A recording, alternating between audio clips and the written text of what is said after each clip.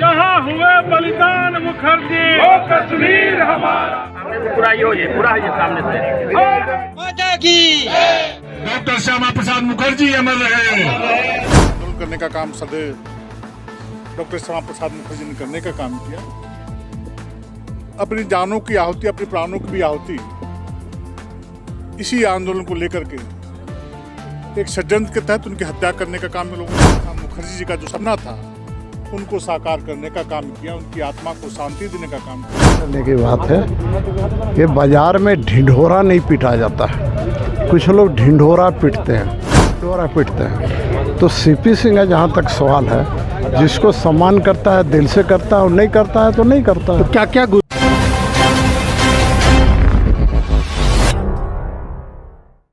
देखिए, जैसा कि हम सभी जानते हैं, इस देश की पुरोधा,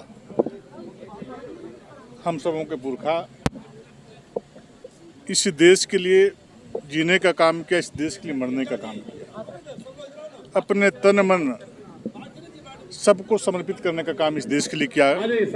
वैसे महापुरुष डॉक्टर श्यामा प्रसाद मुखर्जी जी का बलिदान दिवस हम सभी कार्यकर्ता आज रांची के पावन धरती पे मनाने जा रहे हैं।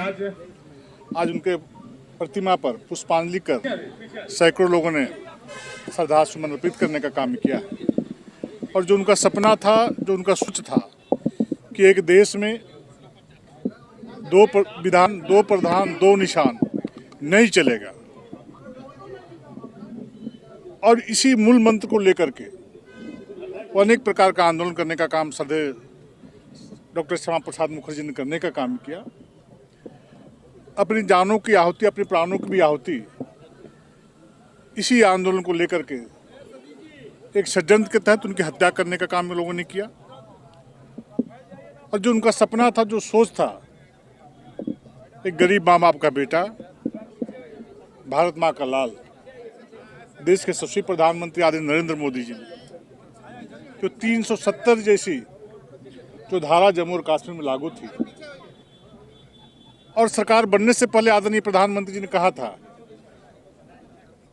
कि हमारी सरकार यदि पूर्ण बहुमत की सरकार बनती है इस देश में, भारतीय जनता पार्टी की सरकार, तो हम 370 की धारा इस जम्मू और कश्मीर से खत्म करने का काम करेंगे। दो संविधान, दो निशान, दो प्रधान वहां नहीं होगा। और आज हम सभी सौभाग्यशाली हैं कि वैसे दल के कार्यकर्ता के रूप में आज आप सबों के समक्ष खड़े हैं। हमारे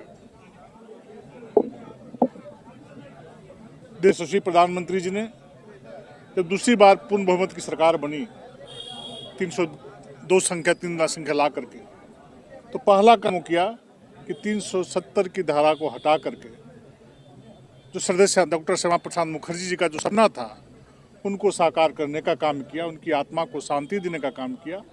आज उनकी आत्मा जहाँ भी होगी, उनकी आत्मा को शांति मिलती होगी। जो मेरा जीवन का उद्देश्य था, ये जनता पार्टी ही एक ऐसी पार्टी है जो ऐसे लोगों को, चाहे जीवित अवस्था हो चाहे मरणोपरांत हो, बिना भेदभाव के वो सम्मानित करने का काम करते हैं। तो माननीय गुरुजी हमारे बीच नहीं हैं, तो मरणोपरांत उन्हें पद्म भूषण से, विभूषण से सम्मानित करने का काम कर रही है। आप इसके पहले देखे होंगे, कर्पूरी ठाकुर तो कभी भाजपा में नहीं रहे, कभी आरएसएस में नहीं रहे, उनको भी देने का काम किया। कर्पूरी ठाकुर को भारत रत्न देने का काम किया। कांग्रेस के कार्यकाल में क्या होता था? कांग्रेस के कार्यकाल में वैसे लोगों को दिया जाता था जो या तो राष्ट्रद्रोही है या कांग्रेस का पिछलग्गू है। लेकिन भारतीय जनता पार्टी चुन चुनकर देश के ऐसे लोगों को देखता, कभी कोई सोच भी नहीं सकता। तो मैं यही कहूँगा कि गांव का गरीब हो लेकिन समाज के अंदर उस काम कर रहा है, अच्छा काम कर रहा है, तो वैसे लोगों को भी वहाँ पर वैसे लोगों को दिया है।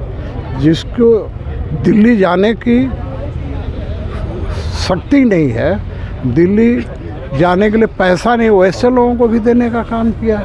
तो ये भारतीय जनता पार्टी ही है जो देश हित में देश के लिए काम करने वाले लोगों को देती है। कांग्रेस जैसे राष्ट्रद्रोहियों को देने का काम नहीं करती। विधायक जी, एक बात, जैसे आपने कहा मरणोपरांत भी सम्मान देती है, आज बलिदान दिवस है, मुखर्जी साहब जो प्रेरणा स्रोत रहे आपके, गुरुजी को जो सम्मान मिला उसके बाद जो उनके आदर्श हैं उसको कितना आत्मसात करने का मन करता है आपको, क्योंकि गुरुजी को इतना बड़ा सम्मान मिल रहा है? देखिए, जहाँ तक आत्मसम्मान करने की बात है, आत्मसात करने की बात है, ये बाज़ार में ढिंढोरा नहीं पीटा जाता है। कुछ लोग ढिंढोरा पीटते हैं, झूठी ढिंढोरा पीटते हैं। तो सीपी सिंह का जहाँ तक सवाल है, जिसको सम्मान करता है दिल से करता है और नहीं करता है तो नहीं करता है। तो क्या क्या गुरुजी से सीखेंगे आप? नहीं, मैं तो भैया देखो, जहाँ तक सीखने की बात, आप सब जानते हैं डॉक्टर साहब ने शुरू में जो हिंदू महासभा के थे उस समय भी ये कश्मीर, ये बंगाल जो है जा रहा था पाकिस्तान में, उन्होंने गठजोड़ करके प्रजा सोशलिस्ट पार्टी के साथ आया बंगाल। और धारा 370 जो है ये बहुत ही आपत्तिजनक था। उसकी कश्मीर में जाने के लोगों को पासपोर्ट लेना पड़ता था, पास। और उन्हें, अब जानते हैं कि भारत सरकार में लोग मंत्री थे, उन्होंने रिजाइन कर दिया।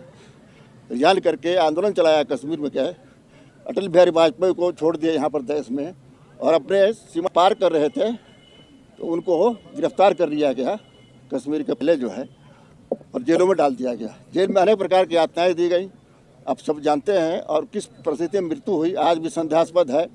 और आज आदरणीय नरेंद्र मोदी जी के नेतृत्व में आज उनको श्रद्धांजलि मिली है, 370 धारा हटा के 56 धारा हटा करके।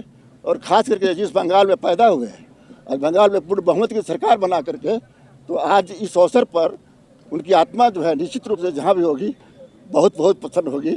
और भारतीय जनता पार्टी के कार्यकर्ताओं को इस अवसर पर, क्योंकि बंगाल में सरकार बनाने बाकी सब करने का, और हमारे झारखंड में नेतृत्व जो आदित्य साहू जी का चल रहा है,